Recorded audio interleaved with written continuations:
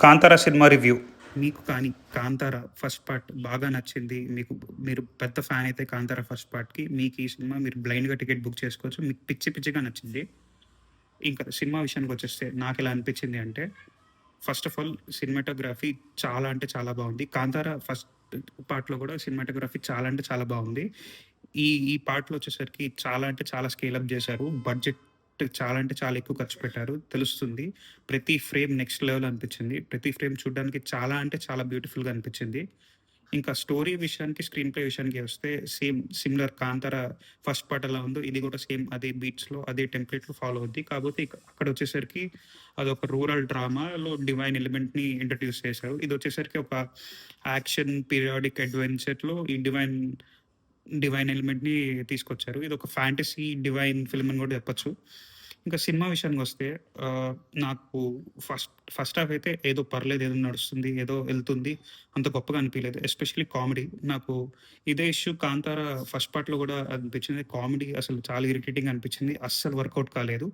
But ఇది cinema వచ్చేసరికి ఎళ్తున్న కొద్దీ ఓకే. ఓకే. ఏదో ఇంట్రెస్టింగ్ నడుస్తుంది, నడుస్తుంది అనిపిస్తుంది. నెక్స్ట్ సెకండ్ హాఫ్ వచ్చేసరికి ఫస్ట్ హాఫ్ కన్నా చాలా అంటే చాలా బెటర్. సెకండ్ హాఫ్‌లో మెయిన్‌లీ 2 సీన్స్. 2 సీన్స్ చాలా అంటే చాలా బాగా వర్కౌట్ అయ్యాయి. అది క్లైమాక్స్ ఒకటి, ఇంకా ఇంటర్వెల్ తర్వాత వచ్చే ఒక మాసెకర్ సీన్. ఆ 2 సీన్స్ నెక్స్ట్ లెవెల్‌లో వర్కౌట్ అయ్యాయి. ఇంకా రిషబ్ శెట్టి విషయానికొచ్చేస్తే యాక్టింగ్ అయితే ఇరగదీశాడు. చాలా అంటే చాలా బా చేశాడు. మనం ఫస్ట్ పార్ట్‌లో కూడా చూసాము.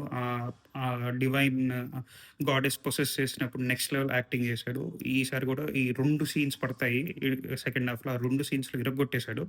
అగైన్ ఈ ఫిల్మ్‌లో సినిమాటోగ్రఫీ మళ్ళీ చెప్తున్నా చాలా అంటే చాలా బావుంది. వీఎఫ్ఎక్స్ కూడా యానిమల్స్ వీఎఫ్ఎక్స్ అన్నీ చాలా బాగుండాయి. క్లైమాక్స్‌లో కొంచెం తేడా కొట్టింది. బట్ వీఎఫ్ఎక్స్ కూడా చాలా బాగుంది. ఇంకా వేరే యాక్టర్స్ గురించి చెప్పాలంటే 'రుక్మిణి వసంత్‌కి' మాత్రం ఒక సాలిడ్ రోలే పడిందని చెప్పాలి. ఇంకా 'జయరామ్' గారికైతే ఒక సాలిడ్ రోల్ ఎక్స్‌పెక్ట్ చేశాను. ఆయన ప్రోగ్రెషన్ ఏమైనా ఉంటది అని. బట్ క్లైమాక్స్‌లో అంత ఆయన ఎండ్ చేసిన విధానం అయితే అంత గొప్పగా అనిపియలేదు. ఇంకా 'గుల్షన్ దేవయ్య' అని హిందీ యాక్టర్ విలన్‌గా చేశారు. ఒక విలన్‌గా. ఆయన కూడా చాలా బా చేశారు. మిగతా హీరో సైడ్ కిక్స్ అదంతా అంత గొప్పగా అనిపియలేదు యాక్టర్స్.